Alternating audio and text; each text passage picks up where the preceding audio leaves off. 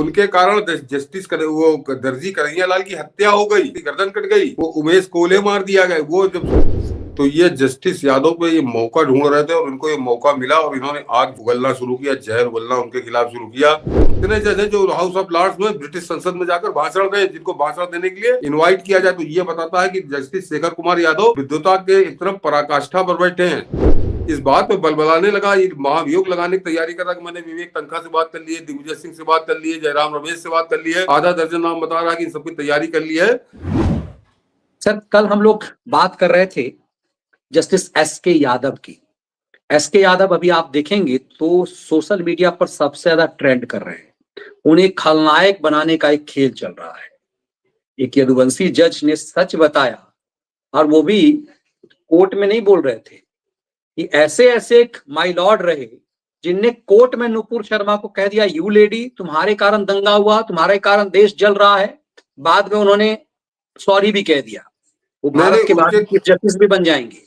उनके कारण जस्टिस वो दर्जी कन्हैया लाल की हत्या हो गई, उसकी गर्दन कट गई।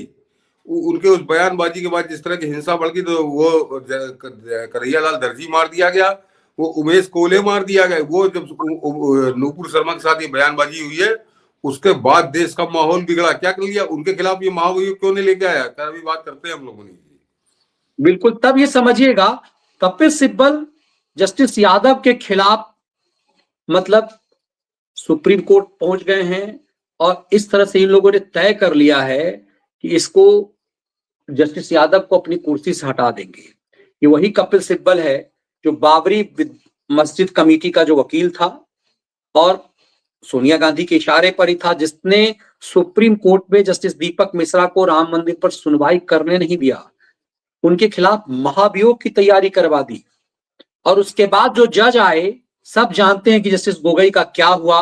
उनको एक लड़की के साथ, मतलब उन्हीं के स्टाफ के साथ सेक्सुअल हैरासमेंट में फंसा दिया गया। इतिहास में पहली बार हुआ। ऐसा लग रहा है कि जस्टिस यादव ने, जब कल हम लोगों ने सुना, दिला का व्यूअर सुन लेंगे, जस्टिस यादव ने ऐसा क्या कह दिया कि तिल मिला गए। कल हम लोगों ने विश्लेषण किया था, लेकिन याद आ जाए। बहुत संख्यक से चलता है, परिवार में भी देखिए, समाज में भी देखिए, जहां पर अधिक लोग होंगे जो कहते हैं उसी को माना जाता है। लेकिन आप जबरदस्ती करेंगे आप कि नहीं साहब हम तो ये मान के चलेंगे। लेकिन मैं क्या आपको बता दूं, ये जो जिनकी हम बात कर रहे हैं सब बुरे नहीं है, वो सब बुरे भी नहीं है। ये जो कृतियां या बुराइयां जो हम आपको बता रहे हैं वो भी मानने की बुराइयां हैं।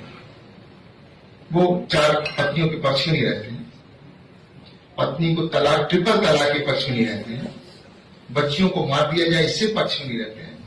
लेकिन जो कठमुल्ला है, जिसे कह लीजिए आप, शब्द गलत है लेकिन कहने में गुरेज नहीं है, क्योंकि वो देश के लिए घातक है, बिगाड़ने वाले लोग हैं, जनता को बढ़ाने वाले लोग हैं, देश आगे ना बढ़े इस प्रकार के लोग हैं, उनसे सावधान रहने की जरूरत है।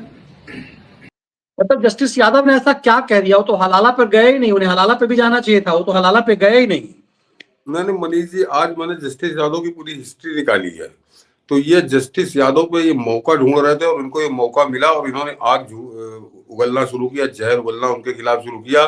8 दिसंबर का एक प्रोग्राम था, इसमें क्या बोले, तो ये तो आपने सुन लिया कि इनको 3 तलाक नहीं पसंद है, 3 तलाक लगे लागू रखना चाहते हैं, हलाला रखना चाहते हैं। जितनी कुप्रथाएं हैं, जितनी इनकी अय्यासी के साधन है, सब ये 4-4 बीवी रखना चाहते हैं। लेकिन ये कुछ कठमुल्ले हैं। उन्होंने केवल एक कठमुल्ला शब्द और उसको लेकर एक तरह से खून का प्यासा हो गया। लेकिन असल में जस्टिस एसके यादव, तो मनीष जी मैं भी दंग रह गया कि वास्तव में एक आप 100% सनातन धर्मी एक जज है, और जिस तरह की बातें उनकी अतीत की रही, तो मैं दर्शकों को 5 मिनट लगेंगे, मैं जरा आपको पढ़ के उनको मैंने बिल्कुल वर्बटम निकाल के रखा है कि उन्होंने कहा क्या था। उसके बाद बताता हूँ कि इसको आग क्यों लगी है। अक्टूबर 2001 में जस्टिस शेखर यादव ने केंद्र सरकार में हिंदुओं के भगवान राम कृष्ण, रामायण, महाभारत, भगवत गीता और अन्य के सम्मान के लिए एक कानून लाने की अपील की थी। जस्टिस शेखर यादव ने यह टिप्पणी फेसबुक पर रामकृष्ण के खिलाफ कथित तौर पर अश्लील टिप्पणी करने वाले आकाश जाटव उर्फ सूर्य प्रकाश नाम के एक व्यक्ति को जमानत देते हुए की थी। उन्होंने इस मामले में जमानत देते समय राम जन्मभूमि विवाद में सुप्रीम कोर्ट के फैसले का जिक्र किया था और कहा था कि यह राम में विश्वास करने वालों के पक्ष में था। जस्टिस यादव ने कहा कि राम इस देश के हर नागरिक के दिल में रहते हैं, वह भारत की आत्मा है, इस देश की संस्कृति राम के बिना अधूरी है। ये अक्टूबर 2021, जरा अभी आपको बताता हूँ ये है इस टाइप के जज कैसे आ रहे हैं, फिर अभी इनके कुकर बताता हूँ आपको। जस्टिस शेखर यादव ने इस बात पर भी जोर दिया कि कृष्ण और राम के सम्मान में एक कानून लाने के साथ साथ देश के सभी स्कूलों में इसे अनिवार्य विषय बनाकर बच्चों को शिक्षित करने की आवश्यकता है। अभी हाल ही में जस्टिस शेखर कुमार यादव को जाम्बिया की अब जरा उनकी काबिलियत समझिए कि वो कितने काबिल हैं। ये जो खलियार घूम रहा है लगातार दलाली करने में, ये पैरों की धूल नहीं है उन जस्टिस शेखर यादव की। शेखर यादव का अब जरा उनकी विद्वता सुनिए कि अभी हाल ही में जस्टिस शेखर कुमार को जाम्बिया की यशबट यूनिवर्सिटी लुसाका ने कानून में मानद डॉक्टरेट पीएचडी से सम्मानित किया था। मीडिया रिपोर्ट के मुताबिक जस्टिस यादव ने 18 सितंबर 2024 को ब्रिटिश संसद हाउस ऑफ लॉर्ड्स में भी उन्होंने भाषण दिया था। कितने जज हैं मनीष जी? हिंदुस्तान में कितने जज हैं जो हाउस ऑफ लॉर्ड्स में ब्रिटिश संसद में जाकर भाषण दें, जिनको भाषण देने के लिए इनवाइट किया जाए? तो ये बताता है कि जस्टिस शेखर कुमार यादव विद्वता के एक तरफ पराकाष्ठा पर बैठे हैं। दिया था। जस्टिस शेखर कुमार यादव को ब्रिटिश सरकार ने trailblazer of India pioneering the path to Viksit Bharat 2047 विषय पर भाषण के लिए 18 सितंबर को आमंत्रित किया था। इस मौके पर जस्टिस यादव ने ब्रिटिश संसद में कहा था कि विदेशी ताकतों ने देश को कई बार लूटा, लेकिन संस्कृति और आदर्शों के कारण भारत अब भी मजबूती से न सिर्फ खड़ा है बल्कि आगे भी बढ़ा। ये लंदन में जाकर वो लंदन के संसद के अंदर वो कह रहे थे कि विदेशी ताकतों ने लूटा है। ये है उनकी भारतीयता और भारत के प्रति प्रेम, भारतीय संस्कृति, भारतीय आदर्श की बात कर रहे थे। इस अधेड़ की तरह जाकर वहां भारत को गालियां नहीं दे रहे थे वो। ये जस्टिस एसके यादव का ये चरित्र है। और बताता हूं कि 8 दिसंबर को आयोजित कार्यक्रम में जस्टिस शेखर यादव ने कहा कि आप उस महिला का अपमान, ये जो इस भाषण के अलावा जो उन्होंने कहा जरा वो भी सुन लीजिए कि आप उस महिला का अपमान नहीं कर सकते जिसे हमारे शास्त्रों और वेदों में देवी के रूप में मान्यता दी गई है। आप 4 पत्नियां रखने, हलाला करने या 3 तलाक लेने के अधिकार का दावा नहीं कर सकते। आप कहते हैं कि हमें कहने का अधिकार है 3 तलाक और महिलाओं को भरण पोषण न देना, यह अधिकार काम नहीं करेगा। यूसीसी कोई ऐसी चीज नहीं है जिसकी वकालत सिर्फ वीएचपी, आरएसएस और हिंदू वकील करते हैं। देश की शीर्ष अदालत भी इसकी वकालत करती है। उन्होंने आगे कहा कि मैं यह कहता हूं कि यह देश निश्चित रूप से एक समान कानून बनाएगा और यह बहुत जल्द होगा। ये जरा उनके विचार हैं जस्टिस एसके यादव के। अब जरा और सुनिए, सितंबर 2021 में जस्टिस शेखर ने कहा था कि सरकार को संविधान के भाग 3 के तहत मौलिक अधिकारों के दायरे में गायों को शामिल करने के लिए एक कानून लाना चाहिए। साथ ही गायों को नुकसान पहुंचाने की बात करने वालों को दंडित करने के लिए सख्त कानून बनाना चाहिए। जस्टिस शेखर कुमार यादव ने गौ हत्या के आरोप में जेल में बंद जावेद की जमानत याचिका खारिज करते हुए ये बात कही थी। ये आग इनको इसलिए लगी है। और उसके आगे जो उन्होंने कहा था कि वैज्ञानिक मानते हैं कि गाय ही एकमात्र पशु है जो ऑक्सीजन लेती है और छोड़ती है। ये सबसे खास बात है कि जो उन्होंने गाय के संदर्भ में अपनी टिप्पणी की थी और उनकी काबिलियत के बारे में मैं बता चुका, अभी आपने आगे सुना होगा उसको, कि वैज्ञानिक मानते हैं कि गाय ही एकमात्र पशु है जो ऑक्सीजन लेती और छोड़ती है। हिंदू धर्म के अनुसार गाय में तो 33 कोटि देवी देवताओं का वास है। ऋग्वेद में गाय को अगन्या, यजुर्वेद में गौर अनुपमेय, अथर्ववेद में संपत्तियों का घर कहा गया है। भगवान कृष्ण को सारा ज्ञान गौ चरणों से ही प्राप्त हुआ था। जमानत याचिका खारिज करते हुए उन्होंने ये भी लिखा था कि गाय को एक राष्ट्रीय पशु घोषित किया जाए और गौ सुरक्षा को हिंदुओं के मौलिक अधिकार में रखा जाए, क्योंकि हम जानते हैं कि जब देश की संस्कृति और उसकी आस्था पर चोट होती है तो देश कमजोर होता है। ये जस्टिस एसके यादव के विचार हैं। तो इनके निशाने पर तो बहुत पहले से है वो, और इन्होंने कठमुतला शब्द पकड़ के ये कपिल सिब्बल इस बात पे बलबलाने लगा, ये महाभियोग लगाने की तैयारी कर रहा कि मैंने विवेक तनखा से बात कर ली है, दिग्विजय सिंह से बात कर ली है, जयराम रमेश से बात कर ली है, आधा दर्जन नाम बता रहा है कि इन सबकी तैयारी कर ली है और जस्टिस शेखर कुमार यादव के खिलाफ मैं महाभियोग लाऊंगा। तो जनता इसको जूतों से इससे बात करेगी मनीष जी, अगर ये इस तरह के काम करेगा। ये जस्टिस एसके यादव के खिलाफ नहीं, ये हिंदू इस देश के सनातन धर्म के खिलाफ महाभियोग लाने की तैयारी कर रहा है। जस्टिस शेखर यादव आज की तारीख में सनातन धर्म के प्रतीक बन गए हैं, उसके प्रतिनिधि वो बन गए हैं। क्योंकि मैंने जितनी बातें बताई, कहीं वो अपनी तारीफ नहीं कर रहे, अपने लिए लड़ाई नहीं लड़ रहे, वो सनातन धर्म की बातें कर रहे, प्रामाणिक बातें कर रहे हैं। और उनकी बातों का असर यह है कि मैंने कहा हिंदुस्तान में कितने जज, जरा नाम बताइए कपिल सिब्बल आके, कि जिनको ब्रिटिश के हाउस ऑफ लॉर्ड्स में बुलाया गया हो भारतीय संस्कृति में भाषण देने के लिए, गिने चुने होंगे, मेरे ख्याल से शायद अकेले ही हो वो। तो इस टाइप के काबिल विद्वान जज का इस तरह से अपमानित करने का ये छिछोड़ा सड़क छाप काम कर रहा है कपिल सिब्बल। तो इसके साथ मैंने कहा ना, फिर उससे उसी तरह से जनता बात करेगी, आम जनता को इससे सड़क पर निपटना चाहिए। ये कोर्ट के अंदर नहीं, इससे सड़क पर निपटने की जरूरत है, क्योंकि ये सनातन धर्म पर सीधे सीधे हमला कर रहा है। ये बाबर का सेनापति बन रहा है या औरंगजेब का सेनापति बन रहा है। ये वो कुकर्म कर रहा है। पहले बाबरी मस्जिद के लिए वकालत करता रहा, अब कुछ नहीं आया तो जो सनातन धर्म की बात कर रहा है जज, उसको ये हटाने की बात कर रहा है, उसके खिलाफ महाभियोग चलाने की बात कर रहा है। तो सोच लीजिए कितने ज्यादा निचले स्तर पर और सनातन धर्म का विरोध करने के आधार पर ये कहां तक गिर गए हैं कांग्रेसी। ये इसका एक बड़ा घिनौना, बड़ा घृणित नमूना ये बन गया है कपिल सिब्बल। बिल्कुल, आप बहुत गहरी रिसर्च से लाए कि देखिए, चूंकि इसके जस्टिस यादव के अंदर जो मतलब ऐसे विद्वान जज, आमतौर पे बहुत कम ऐसे जज होते हैं जो अपनी जजमेंट में इस तरह की चीजों को लिखते हैं। ये विद्वता दिखाता है कि उनको सनातन से लेके भारतीय संस्कृति के ऊपर कितना ज्ञान है और किस लिए उन्हें अवार्डित किया गया। और बोलिए बताता हूँ। मूल वजह उसकी यही है कि सनातन के खिलाफ यदि जुडिशियरी में है तो हो सकता है प्रमोट होकर के सुप्रीम कोर्ट आ जाएंगे, तो दरअसल पहले ही वध कर दिया जाए, वध कर दिया जाए। और यही नैरेटिव रहा है कि आप देखिए कारवा जैसे, हो सकता है कई सारे मैगजीन में इसको छापा जाएगा, इनको बदनाम किया जाएगा ताकि प्रमोट होकर के सुप्रीम कोर्ट ऐसे जज नहीं आ पाए। और मनीष जी सबसे कैसे जब सुप्रीम कोर्ट आ जाए, जरा अल्तमस कबीर और जस्टिस आफ्ताब आलम का सच भी बता दीजिएगा।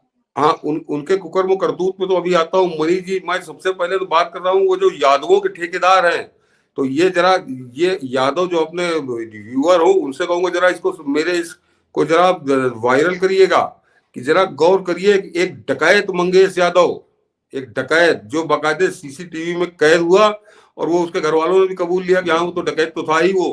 उस डकैत के एनकाउंटर पर अखिलेश यादव ने कैसा नंगनाच उत्तर प्रदेश के अंदर किया ये सब जानते हैं। लेकिन अब वो तो मेरे ख्याल से समाजवादी पार्टी से बनी थी, राज्यसभा पहुंचा वो कपिल सिब्बल कि अब उन्हीं की पार्टी का कपिल सिब्बल एक परम विद्वान यादव जज जो हाई कोर्ट का जज है, और विद्वता मैंने उनके अभी आपको बताई कि उस आदमी के खिलाफ जो वो महाभियोग ला रहा है, तो ये मुर्दों की तरह मौन है। इनको अब इनका यादव को कहाँ चला गया, यदुवंश कहाँ चला गया, यदुवंशियों के प्रति प्रेम कहाँ चला गया। तो इनका केवल अराजक तत्वों के साथ, अपराधियों के साथ, डकैतों के साथ, तब तो अगर वो यादव है तो ये लड़ेंगे। लेकिन अगर वो विद्वान है, भारत की बात करता है, भारतीय संस्कृति की बात करता है, भारतीय संस्कारों की बात करता है और एक स्तर पर आके बात करता है, तो इनको अच्छा नहीं लगता। तो ये तो कायदे से, तो योगी बाबा ने उस दिन जो कहा था डीएनए चेक कराने की बात, तो वास्तव में डीएनए सबका चेक होना चाहिए एक बार। बिल्कुल, जिस मंगेश यादव डकैत के लिए यादव के नाम पर अखिलेश मरने कटने को तैयार हो गए, एक विद्वान यादव जज का पूरा करियर सिब्बल, उन्हीं की पार्टी का राज्यसभा मेंबर मतलब आजम खान के पैरवी पर समाजवादी पार्टी के कारण सिब्बल जो है राज्यसभा में मौज ले रहा है, और वो एक विद्वान जस्टिस यादव का चरित्र हनन कर रहा है, उसका पूरा करियर खा जाना चाह रहा है। और जरा मैं अब इस कपिल सिब्बल को बताता हूँ कि इसका मुंह कितना काला है। ये जरा दर्शक इसको समझे कि 2016 में अरुणाचल के भूतपूर्व मुख्यमंत्री, वो उसी क्रम से वो उनको इस्तीफा देना पड़ा था, और उनका नाम था कलिखो पुल, और उन्होंने 2016 में फरवरी 2016 में संभवतः उन्होंने आत्महत्या की थी, और 60 पन्ने का अपना सुसाइड नोट उन्होंने लिखा था। और उस सुसाइड नोट में उन्होंने बड़ा खुलकर लिखा था कि कुछ कांग्रेस के नेता और जस्टिस अल्तमस कबीर जो सीजेआई भारत का मुख्य न्यायाधीश सुप्रीम कोर्ट का चीफ जस्टिस ऑफ इंडिया, उसने पैसे मांगे थे, उनसे इतने पैसे मांग लिए थे, घूस में मांगे थे कि वो दे नहीं पाए, और उसकी वजह से उनको झेलना पड़ा, और बाद में उन्होंने आत्महत्या कर ली। और ये जरा मनी जी सुसाइड नोट में अरुणाचल के सीएम कलिखो पुल ने सुप्रीम कोर्ट के जजों और कांग्रेस पर भ्रष्टाचार का आरोप लगाया। और जरा अरुणाचल प्रदेश के दिवंगत मुख्यमंत्री कलिखो पुल ने पिछले साल अगस्त में अपनी मौत के समय छोड़े गए 60 पन्नों के सुसाइड लेटर में सुप्रीम कोर्ट के कुछ मौजूदा और पूर्व जजों और वरिष्ठ कांग्रेस नेताओं का नाम लिया था। और आगे जरा नीचे वाला पढ़वा दूं ताकि उसमें कि कलिखो पुल द्वारा हिंदी में लिखे गए सुसाइड नोट में रिश्वत मांगने के आरोप में केंद्र और अरुणाचल प्रदेश के कई कांग्रेसी नेताओं के साथ साथ भारत के पूर्व मुख्य न्यायाधीश HL दत्तू और अल्तमश कबीर सहित सुप्रीम कोर्ट के न्यायाधीशों के नाम का उल्लेख है। ये दर्शक इसको समझे, इससे ज्यादा खुल के नंगा नाच क्या हो सकता है। तो ये अल्तमश और कबीर जो बताऊं कि चीफ अल्तमश कबीर बाद में चीफ जस्टिस बने, ये 2017 के डेडलाइन से है। 2017 में अल्तमश कबीर चीफ जस्टिस नहीं थे, चीफ जस्टिस बाद में अल्तमश कबीर नहीं बने। नहीं, ये तो मनीष जी कलिखो पुल ने भी 2016 में सुसाइड कर लिया था। कर ये दिया तो था। बाद में जब स्टोरी छपी है तो उसमें पूरा वो तो बहुत दिनों तक, बरसों तक ये विवाद चला था। तो ये अल्तमश कबीर भी मर गया था 2017 में। दर्शकों बता दूं, अल्तमश कबीर आज की तारीख में जिंदा नहीं है। ये भी मर ये गया था अल्तमश कबीर है जहां कर्जर घूम रहा। अच्छा, मैं अभी दिखा नहीं पा रहा हूँ, दिखा मैं दोनों जजों को जी अभी दिखा दीजिएगा। तो जी ये 2013 में था। 2013 में ये रिटायर हुआ था। तो उस समय कपिल सिब्बल इस देश का कानून मंत्री हुआ करता था मनीष जी। तब क्या घास छील रहा था? क्योंकि ये किसी आम आदमी से नहीं, ये इस एक प्रदेश के मुख्यमंत्री से घूस मांगी गई थी और 60 करोड़ रुपए की घूस मांगी गई थी। 60 पन्ने का सुसाइड लेटर है, वो हम लोग पूरा दिखा भी नहीं सकते आप लोगों को। तो मैं बता रहा हूँ कि 60 करोड़ रुपए, और वो छोटा सा प्रदेश, एक समझिए एक बहुत छोटा प्रदेश आप कह सकते हैं, वहां अरुणाचल प्रदेश का मुख्यमंत्री उसके औकात के बाहर हो गई। कांग्रेसी नेताओं ने अलग उस पर डंडी मारी और सुप्रीम कोर्ट का जब चीफ जस्टिस मांग रहा था और 60 करोड़ रुपए, तो सोच लीजिए कितने खुलकर अंधाधुंध नंगा नाच हो रहा था सुप्रीम कोर्ट के अंदर, कांग्रेसी सरकार के अंदर। तब ये कपिल सिब्बल कौन सी भांग खा के सो रहा था? तब उनके खिलाफ महाभियोग क्यों नहीं लेके आया? कहाँ इसकी आंखें बंद थी? कौन सी पट्टी बांधे था अपनी आंखों में जो आज ये एसके यादव के पीछे पड़ गया है? तो अभी तो ये मैंने एक अल्तमश कबीर का तो मनीष जी आपको एक और बताया, एक और था। और जरा गौर करिए, दोनों मुसलमान, वो अल्तमश कबीर भी मुसलमान और जो दूसरा है वो आफ्ताब आलम, वो चीफ जस्टिस नहीं था, वो सुप्रीम कोर्ट का जज था, बड़ा सीनियर जज। नंबर टू पे रिटायर हुआ था, मतलब चीफ जस्टिस बनते बनते रह गया। दो नंबर कोर्ट में लंबे समय तक रहा था। ये बिहार का जज था अल्तमश कबीर, ये आफ्ताब आलम। हाँ, वो जो और सफेद बालों वाला है दोनों वो के दौर में मैंने सर सुप्रीम कोर्ट कवर किया हुआ है। इस आफ्ताब आलम के पास गुजरात के हर मैटर इसी की कोर्ट में आते थे। मैं वही बताने जा रहा था कि ये सफेद बालों वाला जो है आफ्ताब आलम है, वो जो बगल में है वो तो मर गया 2017 में। वो अल्तमश कबीर है। तो वो तो बता दिया कि सीधे सीधे घूस लेने के लिए कोई नहीं, एक आम आदमी नहीं, एक प्रदेश का पूर्व मुख्यमंत्री, उसने सीधे सीधे इसको नंगा किया था। लेकिन मनीष जी जरा और बताता हूँ, ये जो आफ्ताब आलम है, सफेद बाल में जो चमक रहा है, कि 12 जनवरी 2010 को सहराबुद्दीन एनकाउंटर की जांच का आदेश आफ्ताब आलम ने दिया था। जरा यहाँ से खेल समझिए। आफ्ताब आलम ने दिया और ठीक 6 महीने बाद सीबीआई ने 23 जुलाई 2010 को गुजरात के तत्कालीन गृह मंत्री अमित शाह और राजस्थान के तत्कालीन गृह मंत्री गुलाब चंद कटारिया को गिरफ्तार कर लिया था। और हत्या की साजिश रचने के आरोप में कोर्ट में चार्ज और गिरफ्तार कटारिया के खिलाफ अमित शाह के खिलाफ तड़ीपार का आदेश भी इसी का था। सोहराबुद्दीन की हत्या की साजिश रचने के आरोप में कोर्ट ने गिरफ्तार कर लिया था और चार्जशीट दाखिल की थी। और 2 दिन बाद 25 जुलाई 2010 को अमित शाह को गिरफ्तार कर लिया था। अमित शाह की जांच कर, अब जरा एक और इसमें खेल समझिएगा, आप दिखा, इनकी फोटो लगी रहने दीजिए, इन दोनों का तूतन पूरा देश को देखना चाहिए कि अमित शाह की जांच करने, चार्जशीट दाखिल करने तथा उनको गिरफ्तार करने वाली सीबीआई का डायरेक्टर अश्विनी कुमार ही था। ये भी जरा याद रखिएगा। अभी बताता हूँ इन कांग्रेसियों का काला कारनामा, इनका काला चेहरा। 3 महीने बाद 29 अक्टूबर 2010 को अमित शाह को जमानत मिली और वो बाहर आए। लेकिन दूसरे ही दिन, जरा गौर करिए, 3 महीने बाद वो बाहर आए, जमानत मिली, दूसरे ही दिन जस्टिस आफ्ताब आलम ने अमित शाह पर प्रतिबंध लगा दिया कि वो गुजरात में प्रवेश नहीं कर सकते, जो आप कह रहे हैं तड़ीपार वाला, कि दूसरा दिन उसने कहा कि आप तुम गुजरात में घुस नहीं सकते हो। फिर जस्टिस आफ्ताब आलम ने 2012 में अमित शाह के मुकदमे की सुनवाई गुजरात से बाहर मुंबई की अदालत में करने का भी आदेश दे दिया। ये इसके जरा करतूते समझिए। और परिणाम स्वरूप अमित शाह 2 वर्ष तक अपने घर नहीं जा सके थे। 2 साल तक वो अपने गुजरात के अंदर वो नहीं प्रवेश कर सके थे। हालांकि और जरा अभी दर्शक इसको और समझ लें कि जब 30 दिसंबर 2014 को मुंबई की विशेष सीबीआई अदालत ने जब अपना फैसला सुनाया तो अमित शाह को उन्होंने बरी तो किया ही किया, साफ शब्दों में उन्होंने ये भी कहा था कि यह केस राजनीतिक व्यक्ति को फंसाने के उद्देश्य से ही दायर किया गया था। ये अपने आप में नंगा कर देता है आफ्ताब आलम को भी और अश्विनी कुमार को भी। लेकिन मनीष जी फिर भी बात यहाँ नहीं खत्म होती। अब जरा दर्शक इसको समझे कि ये 2013 में रिटायर हुआ था, मार्च 2013 में, और इसके रिटायर होते ही इसको अप्रैल 2013 में ये रिटायर हुआ अप्रैल 2013 में, और जुलाई 2013 में इसको TD SAT, telecom dispute settlement and appellate tribunal, दूरसंचार विवाद एवं अपील अधिकरण का चेयरमैन बना दिया था। और जो टेलीकॉम इंडस्ट्री के लोग हैं उनको बहुत अच्छे से मालूम होगा कि ये बड़ा मोटा और मलाईदार पद होता है। सारी टेलीकॉम कंपनियां वहां पे घुटने टेके बैठी रहती है माल के अपने नोटों की गड्डियां लेकर। तो इसको नोटों की गड्डियां वाले बैठा के इसको वहां का चेयरमैन बनाया था। और वो जो अश्विनी कुमार जो पापी था सीबीआई का, उसको मनीष जी नागालैंड का गवर्नर बनाया था कांग्रेस ने। तो जो दो पापी जो पूरे तरह से एक तरह से अमित शाह के खून के प्यासे हो गए थे, उन दोनों पापियों को, एक को गवर्नर बनाया, एक को टीडी सैट का चेयरमैन बनाया। तो ये जब ये आफ्ताब आलम ये भ्रष्टाचार कर रहा था, जब सीबीआई अदालत के बाकायदा क्लियर हो गया, या जब ये घूसखोरी कर रहा था, ये अल्तमस कबीर जो चीफ जस्टिस की कुर्सी को कलंकित कर रहा था, तब कपिल सिब्बल क्यों नहीं इनके खिलाफ महाभियोग लेकर आया था? तब उसका खून क्यों नहीं खोला था? तब तो कानून मंत्री था। लेकिन उसका भ्रष्टाचार से या कदाचार से कोई लेना ही देना नहीं है। ये केवल सनातन धर्म के खिलाफ अपना जहर जो है ये इस तरह से निकाल रहा है। तो जनता अपने आप को तैयार करे कि इससे कैसे निपटना है। बिल्कुल, ये बहुत गंभीर मामला है, चूंकि इन दोनों के समय में जब ये दोनों सुप्रीम कोर्ट में थे और मैं दर्शकों से बता दूं कि अगर आपने जस्टिस एसके यादव का साथ नहीं दिया, अगर आपने एहसास नहीं कराया कि हम जस्टिस यादव के साथ हैं, तो फिर आप अपने आगे आने वाले समय के लिए बहुत भयानक खाई अपने लिए तैयार करेंगे, बहुत भयानक गड्ढा खोदेंगे। बिल्कुल, और मैंने इसलिए इस सब्जेक्ट को उठाने को सोचा क्योंकि मैं जब देख रहा था तो पूरा ट्रेंड कर रहे हैं जस्टिस शेखर यादव, और वो बड़े पैमाने पर तब ये समझा जा सकता है कि मामला कितना गंभीर है और आपको और हमें क्यों इस पूरे मामले में सचेत रहने की जरूरत है।